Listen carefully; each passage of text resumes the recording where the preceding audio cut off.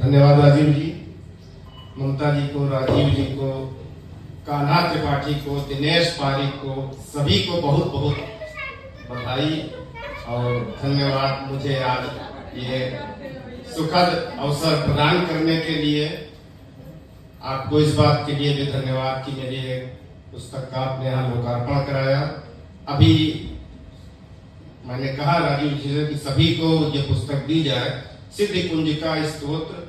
आप सभी लोग जानते होंगे नवरात्र में सप्तशती का पाठ अधिकांश लोग करते हैं, लेकिन बहुत महत्वपूर्ण बात यह है कि सप्तशती का पाठ निष्फल है अगर सिद्धि कुंजिका न पढ़ी जाए।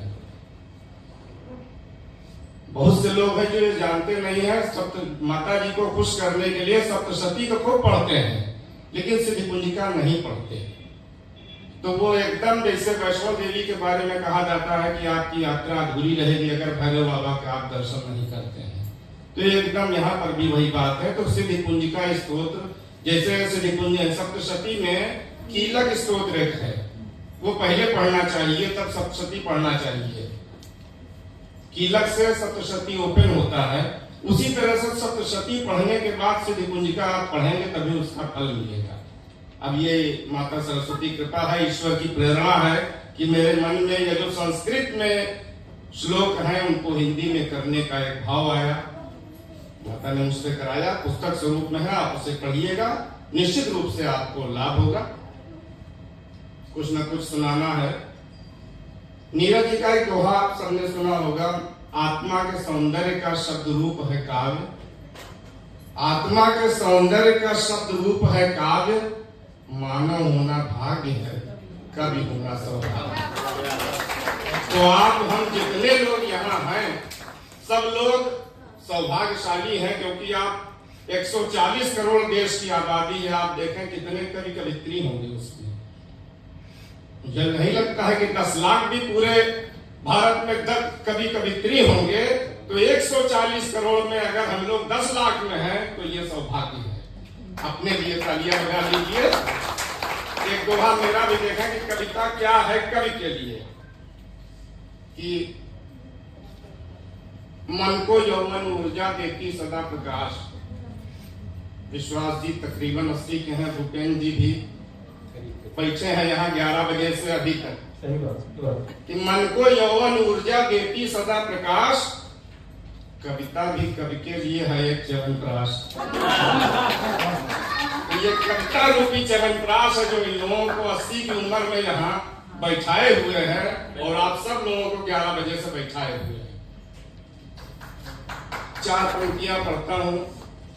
काव्य कुमुद फाउंडेशन की पूरी टीम को समर्पित है, क्योंकि ये लोग जो काम कर रहे हैं इसमें दिल्ली में रहते हैं, इंदौर में, लखनऊ में, दूसरी जगहों पर जाकर दूसरे लोगों को जोड़कर उनको बुलाकर कुछ कर रहे हैं, यानी दूसरों के लिए कुछ कर रहे हैं। अपने लिए तो सब करते हैं, तो दूसरों के लिए कुछ जो किया जाता है उसी पर 4 पंक्तियां देखें कि आप जो भी करेंगे स्वयं के लिए, आप जो भी करेंगे स्वयं के लिए, नाम उसका नहीं कल लिया जाएगा। आप जो भी करेंगे स्वयं के लिए, नाम उसका नहीं कल लिया जाएगा। जो करेंगे यहाँ दूसरों के लिए, आपको याद उसी से किया जाएगा। तो निश्चित रूप से ये लोग बधाई के पात्र हैं। मेरी शुभकामना है आप सभी की ओर से, ईश्वर से प्रार्थना है कि आपका ये सफर दिन प्रतिदिन बढ़ता रहे और दूसरे देशों में भी जाकर आप अपने प्रोग्राम करें। बस यही कामना है।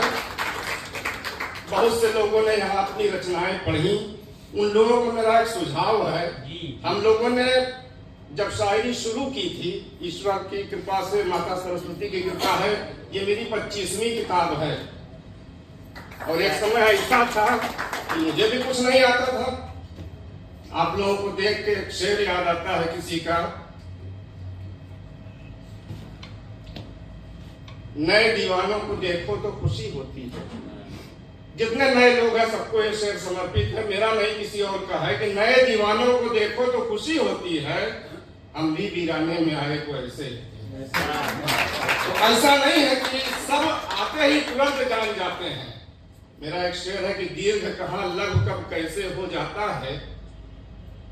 कविता में आपने सुना होगा दीर्घ को लघु बनाते हैं, तो दीर्घ कहाँ लघु कब कैसे हो जाता है, कविता का गुण आते आते आता है।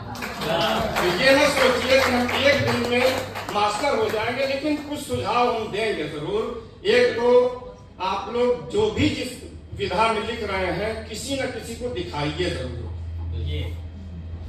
क्योंकि यहाँ पर मैंने देखा मार्गदर्शन की कमी दिखाई पड़ी सभी की रचनाओं में, लगभग जो नवागत हैं। तो आप किसी न किसी को अपनी रचनाएं दिखाएं, और दूसरा मोबाइल का मोह छोड़ें। हम लोगों ने शायरी शुरू की आज से 30 साल पहले, तो एक शेर में कई पेज खराब होते थे। एक शेर एक पेज पर लिखा, फिर उसको सोचा, कटिंग किया, फिर लिखा, फिर कटिंग किया, तो कई पेज खराब होते तब एक शेर बनता था, एक गजल होती थी। आप लोग आज मोबाइल पर टाइप करके लिख लेते हैं। तो ये ध्यान रखिए कि कविता में आप क्वांटिटी पर ध्यान दीजिए, क्वालिटी पर ध्यान दीजिए।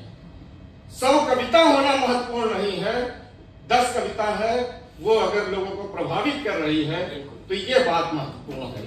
एक घटना हम आपको सुनाते हैं। 2008 की बात है। मेरे उस्ताद थे इंटरनेशनल नाज़िम मुशायरा अनवर जलालपुरी साहब, शायद कुछ लोगों ने नाम सुना होगा। 2008 की बात है। एक गजल का एक मिसरा मेरा हुआ मीत जी कि मुझको है इंतजार की आदत। एक मिसरा केवल हुआ है, मिसरा यानी पंक्ति कि मुझको है इंतजार की आदत। अब इस मिसरे की क्वालिटी देखिए, मुझे मतला बनाना है, क्योंकि मतला बनेगा तभी गजल होगी। बहुत सोचा, मतला नहीं हुआ। मैंने अनवर साहब से सलाह मांगी, सर क्या करें इसमें? तो कहीं इसको कुछ न करो, रख दो कहीं डायरी में लिख दो, अपने आप ऊपर से आएगा। और कई महीने बाद ऊपर से आया, दूसरा मिसरा जुड़ गया अपने आप कि मुझको है इंतजार की आदत, वक्त पर एतबार की आदत। अब हम सोच कर इतनी बढ़िया लाइन उसमें नहीं जोड़ सकते थे। इस गजल के 2-3 और शेर सुन लीजिए कि मुझको है इंतजार की आदत, वक्त पर एतबार की आदत, साथ रहने का ये नहीं मतलब, साथ रहने का ये नहीं मतलब, सीख ले फूल खार की आदत। साथ रहने का ये नहीं मतलब, सीख ले फूल खार की आदत। और कार से भी जरूरी है देना, कार से भी जरूरी है देना, बच्चों को संस्कार की आदत। आखिरी गजल एक और सुन लें कि मेरे दुख में भी तुम दिखाई दो। सुनिएगा, बहुत चर्चित गजल है लखनऊ में मेरी, है कि मेरे दुख में भी तुम दिखाई दो, तब खुशी आने पे बधाई दो। मेरे दुख में भी तुम दिखाई दो, तब खुशी आने पे बधाई दो।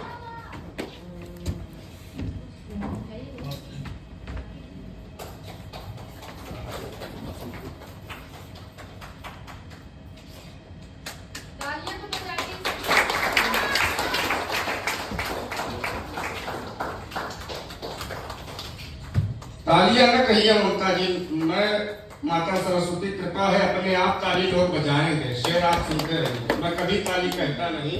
कि मेरे दुख में भी तुम दिखाई दो, तब खुशी आने पे बधाई दो। उसका इतिहास जान लो पहले, उसका इतिहास जान लो पहले, जब किसी को दिया सलाई दो।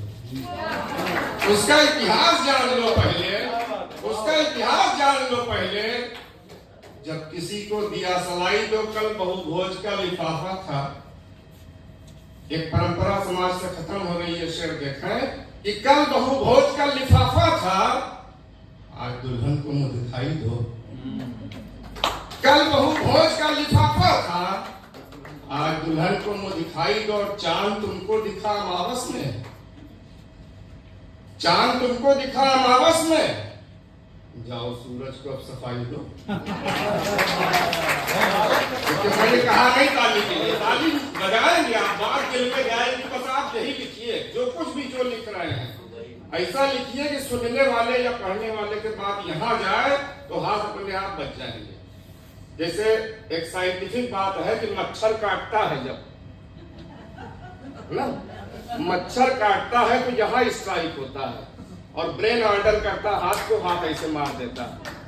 यही बात शायरी में होनी चाहिए कि ऐसा लिखिए कि सुनने वाले या पढ़ने वाले के बात यहाँ तक जाए तो ताली तो अपने आप बजाएगा वो, या तो ताली बजाएगा या बात करेगा कि चांद तुमको दिखा अमावस में, जाओ सूरज को अब सफाई दो। राम जी राम राज चाहो तो, देश जब से आजाद हुआ राम राज की बातें हो रही है। मैं कहता हूँ राम जी से मेरी प्रार्थना है बस ऐसे राम राज आ जाएगा कि राम जी राम राज चाहो तो अपने जैसे ही सबको भाई दो। राम जी राम राज चाहो तो अपने जैसे ही सबको भाई दो। काम कर जाओ ऐसा जीते जी, काम कर जाओ ऐसा जीते जी, बात मरने के भी सुनाई दो।